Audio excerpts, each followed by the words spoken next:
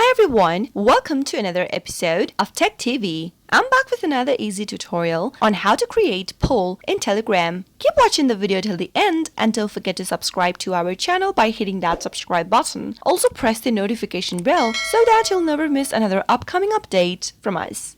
Did you know that you can make a poll on Telegram without having to leave the app? Polls are a fun and interactive method to collect feedbacks from Telegram channel or group chat users. Tap Open your Telegram application to begin. In order to create a poll on Telegram, you'll need to create a group first. If you don't have a group yet, create one and tap it open. Once you open up the chat with your group members, tap on the paperclip icon in the bottom right-hand corner of the screen. Now, from the bottom menu, choose Poll and give it a tap. You'll be able to see a pop-up. Under Poll Question, enter the question that you'd like to ask. Once you type in the question, right where it says Answer Options, add an option for your question.